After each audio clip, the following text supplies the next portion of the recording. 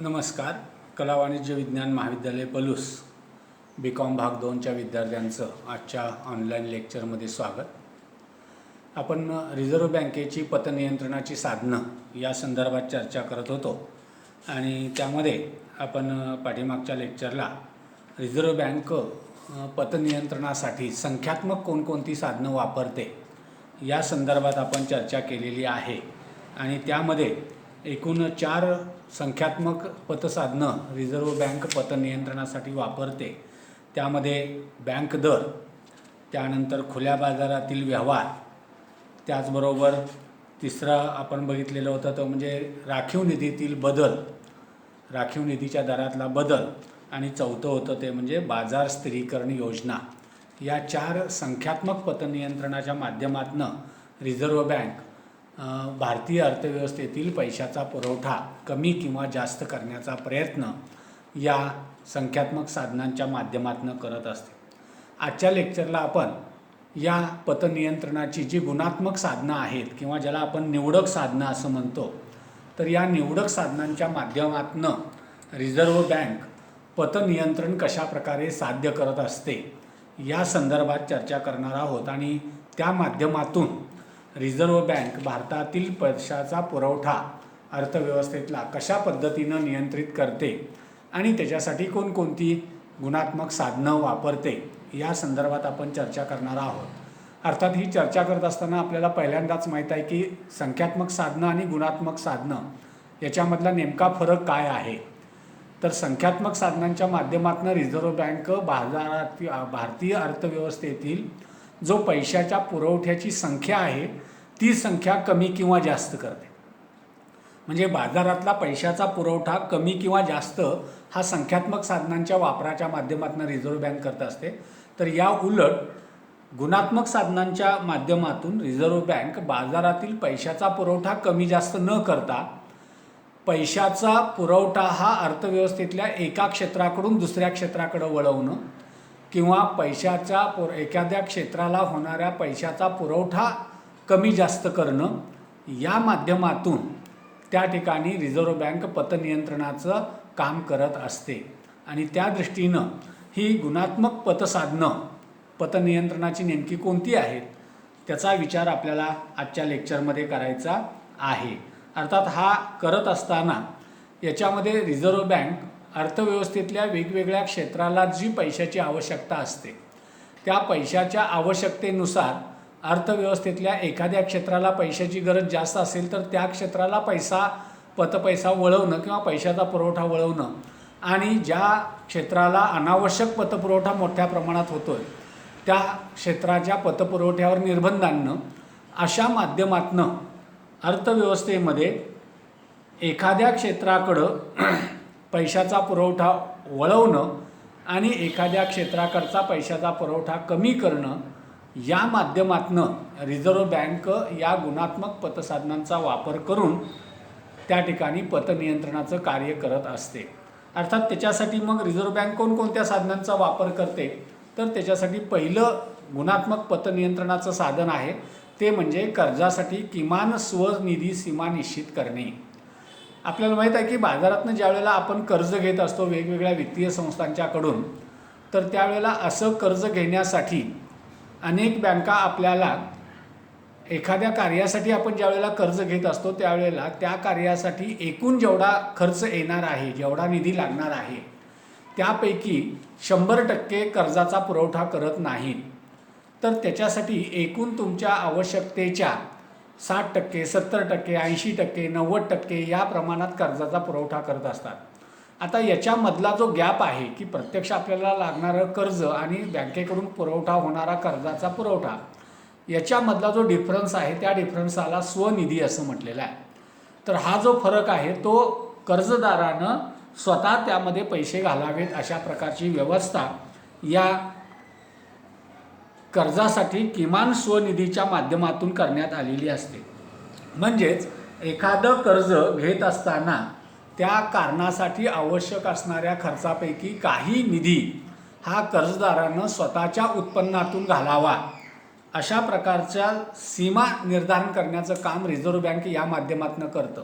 आणि त्यामुळं अर्थव्यवस्थेत ज्या वेळेला पैशाचा पुरवठा मोठ्या प्रमाणात असतो, अशा वेळेला हा पैशाचा पुरवठा रोखण्यासाठी रिझर्व्ह बँक काय करत असते, ती कर्ज कमी करण्यासाठी ही निधीची सीमा ही वाढवत असते आणि तेवढ्या प्रमाणात पैसा मग कर्जदाराला स्वतःकडचा वापरावा लागतो आणि तेवढ्या प्रमाणात बँकेची कर्ज कमी होतात. आपोआप त्यामुळं अर्थव्यवस्थेतला पैशाचा पुरवठा कमी होतो, पतपैशाची निर्मिती कमी होते आणि अर्थव्यवस्थेतला पैशाचा पुरवठा कमी होतो. तर यामध्ये या पैशाच्या कर्जासाठी आवश्यक असणारा किमान स्वनिधी आहे, तो किमान स्वनिधी कमी किंवा जास्त करून रिझर्व्ह बँक पतपैशाचं नियंत्रण करत असते. ज्या वेळेला अर्थव्यवस्थेमध्ये पैशाचा पुरवठा मोठ्या प्रमाणात होणं आवश्यक असतं, त्यावेळेला या कर्जासाठी आवश्यक असणाऱ्या स्वनिधीची सीमा घटवली जाते आणि एकूण आवश्यकतेच्या म्हणजे एकूण इस्टिमेटच्या तुम्हाला 80%, 90%, 100% पर्यंत त्या ठिकाणी कर्ज दिली जातात. म्हणजे ज्या वेळेला पैशाचा पुरवठा अर्थव्यवस्थेमध्ये वाढवायचा असतो, त्यावेळेला ही स्वनिधी कर्जाची सीमा घटवली जाते आणि जास्तीत जास्त कर्ज तुम्हाला उपलब्ध करून दिली जातात. ज्या वेळेला पैशाचा पुरवठा कमी करायचा असतो, त्यावेळेला या स्वनिधीचं प्रमाण वाढवलं जातं. तेवढे पैसे स्वतःकडचे कर्जदाराला घालावे लागतात. बँकांच्याकडून येणारे कर्ज तेवढ्या प्रमाणात कमी होतं. पर्यायानं अर्थव्यवस्थेतल्या पतपैशाची निर्मिती त्या प्रमाणात कमी होते आणि पतपैशाचं नियंत्रण किंवा पतपुरवठ्याचं नियंत्रण या माध्यमातून रिझर्व्ह बँक करत असते. दुसरं साधन आहे त्याला म्हटलं जातं नैतिक समजावणी. नैतिक समजावणी याचा अर्थ रिझर्व्ह बँकेनं या आपल्या नैतिक साधनांचा किंवा गुणात्मक साधनाचा वापर अनेक वेळेला केलेला आहे. विशेषतः ज्या वेळेला अर्थव्यवस्थेमध्ये पैशाचा पुरवठा जास्त असतो, अशा वेळेला बँकांनी पतपैशाची निर्मिती जास्त करू नये याच्या संदर्भात रिझर्व्ह बँक सर्व बँकांच्या अध्यक्षांची बैठक घेते आणि अशा बैठकीमध्ये बँकांनी विशिष्ट मार्गानं कार्य करण्यासाठी आणि स्वतःची धोरणं ठरवण्यासाठी परिपत्रक पाठवत असते. रिझर्व्ह बँकेच्या या धोरणाचा परिणाम बँकिंग क्षेत्रावर चांगल्या प्रकारे होण्याचा उद्देश साध्य झालेला आहे.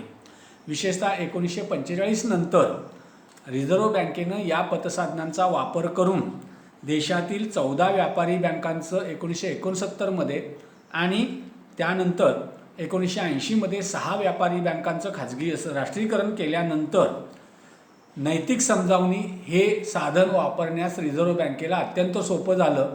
कारण देशातला जवळजवळ बँकिंग क्षेत्रातल्या 90% व्यवसाय असणाऱ्या संस्था रिझर्व्ह बँकेच्या डायरेक्ट नियंत्रणाखाली आल्या आणि त्यामुळं अनेक वेळेला रिझर्व्ह बँक बाजारातील पतपैशाच्या पुरवठ्याच्या परिस्थितीनुसार या बँकांच्या अध्यक्षांची बैठका घेते, त्यांच्याशी चर्चा करते. त्याचबरोबर पत्राच्या माध्यमातून व्यापारी बँकांचं सहकार्य घेण्याचा आणि पतनियंत्रण करण्याची उद्दिष्ट साध्य करण्याचा प्रयत्न या नैतिक समजावणीच्या माध्यमातून रिझर्व्ह बँक करत असते. तर त्या दृष्टीनं देशातील पैशाचा पुरवठा एखाद्या क्षेत्राकडून दुसऱ्या क्षेत्राकडे वळवण्यासाठी अशा प्रकारची रिझर्व्ह बँक एखाद्या क्षेत्रामध्ये पैशाचा जास्त पुरवठा असेल तर बँकांना बैठका घेऊन सांगितलं जातं की या क्षेत्राचा पैशाचा पुरवठा कमी करा, या क्षेत्राला कमी कर्ज द्या, त्या क्षेत्राला कर्ज वाढवा. अशा पद्धतीनं त्या ठिकाणी किंवा पतपैशाचा पुरवठा करत असताना बँकिंगची जी धोरणं आहेत सरकारची, ती धोरणं साध्य करण्यासाठी त्या ठिकाणी पतनियंत्रणाच्या संदर्भात या बँकांचं सहकार्य घेतलं जातं आणि या नैतिक समजावणीच्या माध्यमातून या पतपैशाचं नियंत्रण करण्याचा प्रयत्न रिझर्व्ह बँक करत असते. त्यानंतर तिसरं महत्त्वाचं साधन आहे ते म्हणजे माहिती प्रसिद्ध करणं.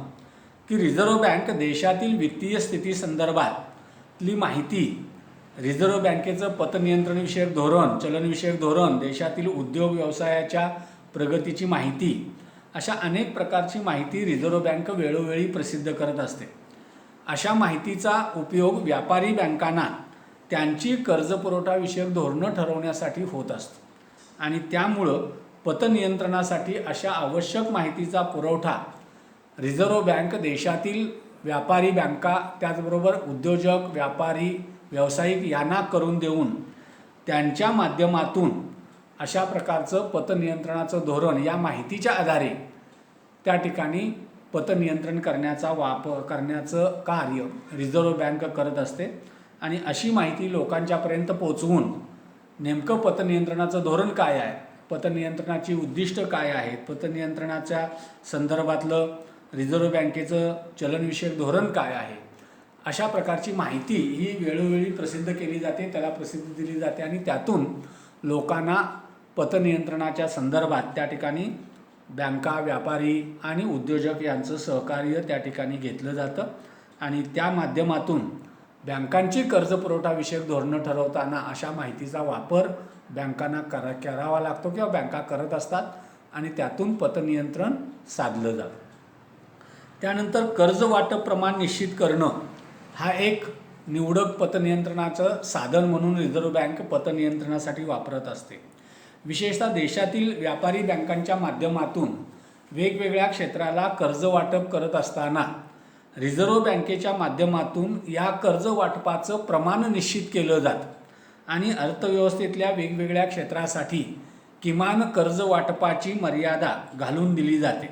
विशेषतः ज्या क्षेत्राला मोठ्या अनावश्यक कर्जपुरवठा होतोय तर त्या क्षेत्राचा कर्जपुरवठा कमी करून देशातील ज्या क्षेत्राला कर्जपुरवठा करणं अत्यावश्यक आहे किंवा विशेषतः ज्याला आपण अग्रक्रम क्षेत्र असं म्हणतो तर त्या अग्रक्रम क्षेत्राला जास्तीत जास्त पुरवठा व्हावा याच्यासाठी रिझर्व्ह बँक असं अर्थव्यवस्थेतल्या वेगवेगळ्या क्षेत्रासाठी कर्ज वाटपाचं प्रमाण निश्चित करतं आणि त्यानुसार अर्थव्यवस्थेतल्या वेगवेगळ्या क्षेत्राला आवश्यक असणारा पैशाचा पुरवठा नियंत्रित पद्धतीनं होईल या दृष्टीनं रिझर्व्ह बँक हे कर्जाचं प्रमाण निश्चित करून पतनियंत्रणाचा उद्देश साध्य करण्याचा प्रयत्न रिझर्व्ह बँक करत असते आणि त्यामुळं अर्थव्यवस्थेतल्या अनावश्यक क्षेत्रांना होणारा कर्जपुरवठा कमी करणं आणि त्याचबरोबर अर्थव्यवस्थेमध्ये ज्या क्षेत्राला कर्जपुरवठ्याची आवश्यकता जास्त आहे अशा क्षेत्राचा कर्जपुरवठा वाढवणं या माध्यमातून रिझर्व्ह बँक अर्थव्यवस्थेमध्ये गुणात्मक पतनियंत्रणाचा वापर करत असते. त्यानंतर पुढचं जे धोरण रिझर्व्ह बँकेचं पतनियंत्रणाच्या संदर्भात आहे त्याला निर्देशाद्वारे पतनियंत्रण असं म्हटलेलं आहे की रिझर्व्ह बँकेच्या माध्यमातून बँकांना त्यांचं कामकाज आणि त्यांचं धोरण निश्चित करण्याच्या संदर्भात वेळोवेळी रिझर्व्ह बँक निर्देश जारी करते आणि अशा निर्देशाचं पालन करणं व्यापारी बँकांना बंधनकारक असतं. अशा वेळेला रिझर्व्ह बँक पतनियंत्रणाच्या कारणासाठी वेगवेगळ्या व्यापारी बँकांना किंवा देशातील सर्वच व्यापारी बँकांना किंवा काही व्यापारी बँकांना वेगवेगळ्या प्रकारचे निर्देश देत असते आणि त्या निर्देशाचं पालन करण्याचं बंधन या व्यापारी बँकावर रिझर्व्ह बँक घालत असते. तर अशा प्रकारचे कोणते निर्देश रिझर्व्ह बँक देत असते की ज्या माध्यमातून पतनियंत्रण साध्य होत असतं.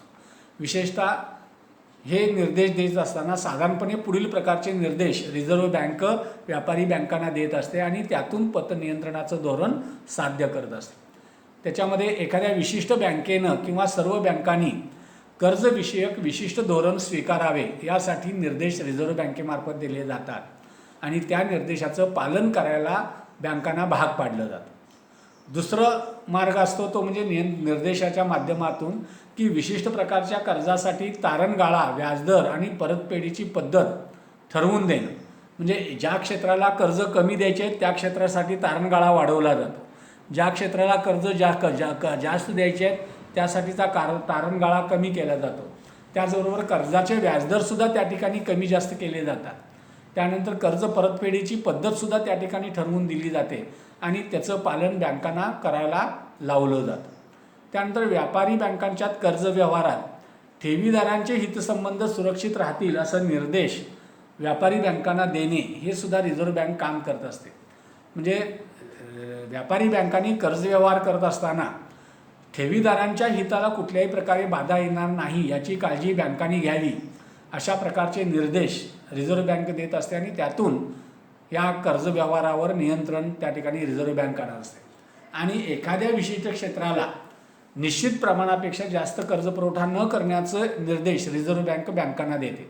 म्हणजे अर्थव्यवस्थेतल्या एखाद्या क्षेत्राची अतिवाढ होत असेल, अनावश्यक कर्जपुरवठा त्या क्षेत्राकडे जात असेल, तर त्या ठिकाणी तो कर्जपुरवठा नियंत्रित करण्यासाठी अशा विशिष्ट क्षेत्राला एखाद्या विशिष्ट प्रमाणापेक्षा जास्त कर्जपुरवठा बँकांनी करू नये एकूण बँकांच्या कर्जाच्या प्रमाणात.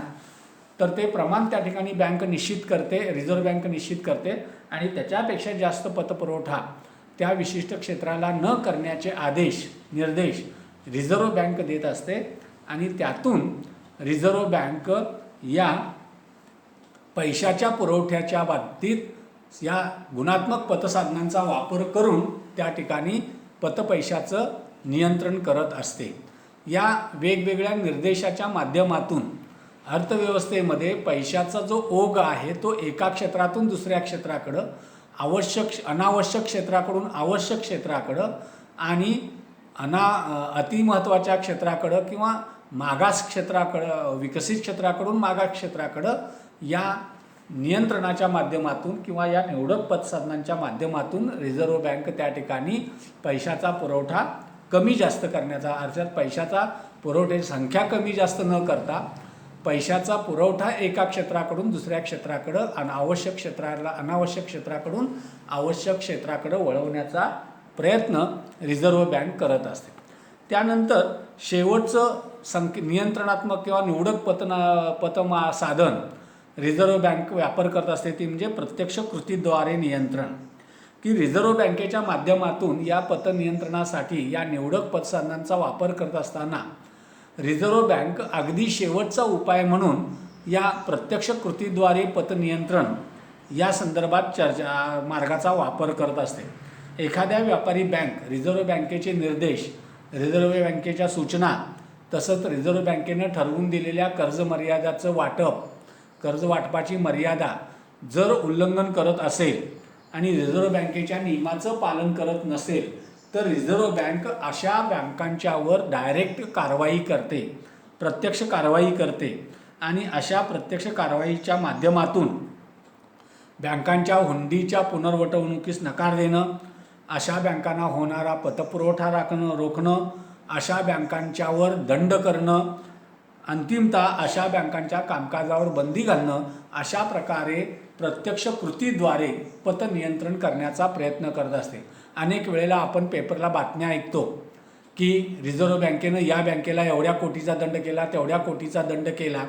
तर अशा प्रकारचे दंड करणं ही रिझर्व्ह बँकेची या पतनियंत्रणाच्या कार्यातली ही शेवटची स्टेप असते, की ज्या वेळेला बँका रिझर्व्ह बँकेच्या धोरणाचा अवलंब करत नाहीत, रिझर्व्ह बँकेचे निर्देश पाळत नाहीत, रिझर्व्ह बँकेनं दिलेल्या सूचनांचा अवलंब करत नाहीत, अशा वेळेला मग रिझर्व्ह बँक प्रत्यक्ष कृतीच्या माध्यमातून या बँकांच्या कर्जपुरवठ्यावर परिणाम करणारा निर्णय घेत असते. विशेषतः त्याच्यामध्ये मग बँकांचा पतपुरवठा रोखणं, बँकांच्या हुंड्यांची पुनर्वटवणूक न करणं, त्याचबरोबर बँकांच्यावर कायदेशीर कारवाई करणं, बँकांच्यावर दंडात्मक कारवाई करणं आणि त्याचबरोबर काही वेळेला अशा बँकांच्या कामकाजावर नियंत्रण आणणं आणि बँकांचं कामकाज बंद करण्यावर ची सूचना बँकांना देणं, अशा प्रकारच्या या प्रत्यक्ष कृतीचा वापर रिझर्व्ह बँक या पतनियंत्रणाच्या साधनांमध्ये निवडक पतनियंत्रणाचं साधन म्हणून त्या ठिकाणी करत असते.